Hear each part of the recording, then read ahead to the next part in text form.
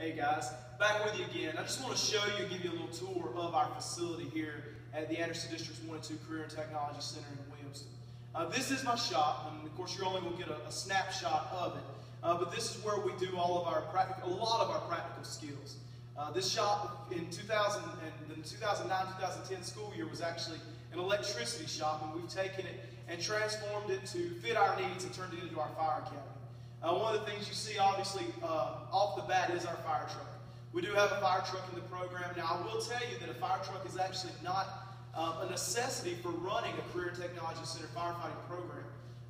Working relationships with those fire departments in your area, they can bring that truck down to you when you need it. As a matter of fact, there's lots of days this truck just sits in the bay and doesn't get used at all. But it is a great marketing tool. When we do freshman tours every year, one of the biggest things the freshmen come through and see is like, oh man, y'all have a fire truck. That's really cool. So even though it's not a necessity, it is a really good marketing tool. Behind me, you can actually see a lot of the turnout gear that we have. That is one of the biggest costs. The school was gracious enough to purchase 30 sets of turnout gear in 2010. We're still using that same gear. That gear is used and even shared by a lot of the students. So we don't have a perfect world scenario yet, but that is one of the biggest costs is the gear. Once again, another good reason to have a strong working relationship with the local fire service. Lots of times they have gear that they can donate to you. And there's also the possibility of them writing grants for turnout gear. So there are ways to fund that large expense, but I will tell you up front that is going to be a big expense for you. As I continue to walk and show you a little more of my program, the prop behind us that you see, the gray prop behind us, is actually a rescue and the rescuer prop. I got a lot of ideas off YouTube. YouTube is a great place to get ideas for props that can work and becoming creative. Creativity is a big key to making this work. Because creativity on a limited budget, you can do a lot of things. And that's what we have here.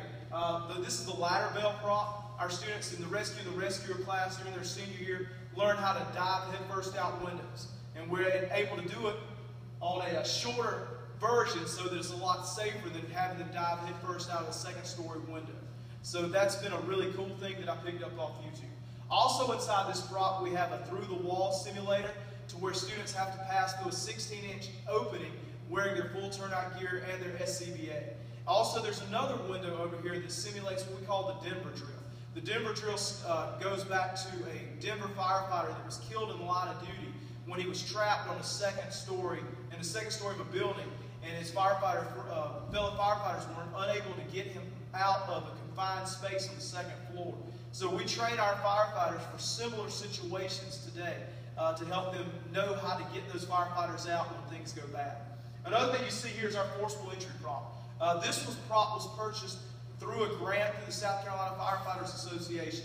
Another great thing, having the firefighters on board. The Firefighters Association wrote a federal grant, and through that federal grant, they were able to take the funds that they received and disseminate them out to the local programs, to the school programs. And this was a big purchase for us. This is an expensive piece of equipment, but it's been invaluable. It's great that the students can actually learn how to force open a door without tearing up doors throughout the school.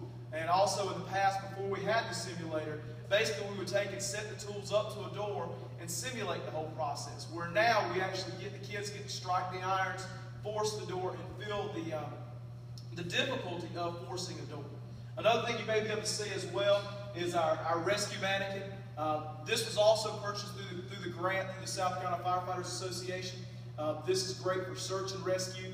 I actually even did a scenario this past week where I worked this mannequin and this prop area over here to help my EMR students learn how to do CPR on a patient in tight quarters. Because that's one of the things that I found that lots of times when we perform CPR on patients, they aren't in wide open shops like here.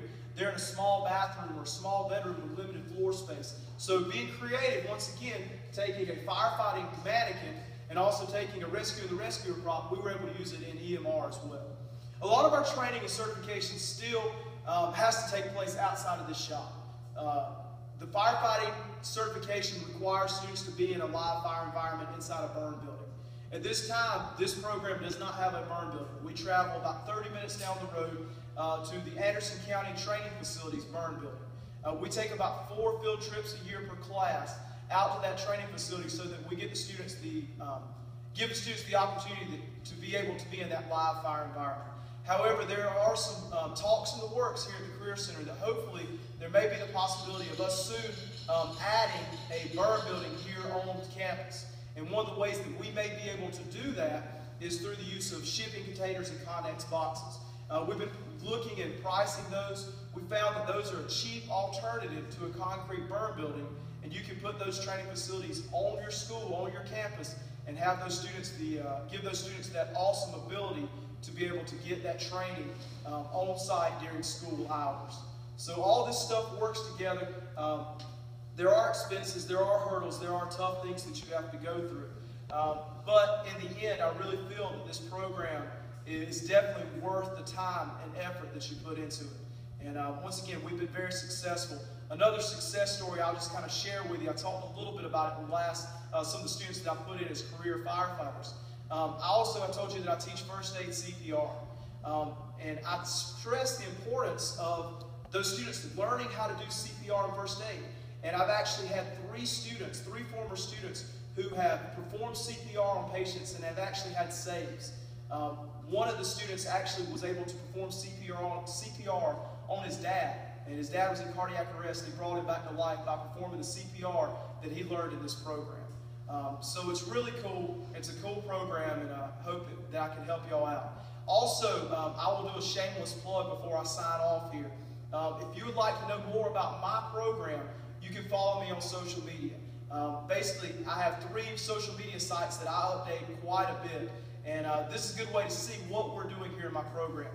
You can follow me on Facebook by looking up Luke Riddle, L-U-K-E-R-I-D-D-L-E. You can follow me on Instagram.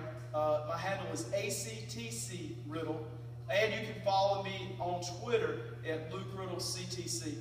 So hopefully you can find me, and if I can help you in any way, feel free to reach out to me via social media, or you can email me at lriddle@andersonctc.org. I look forward to hearing from you.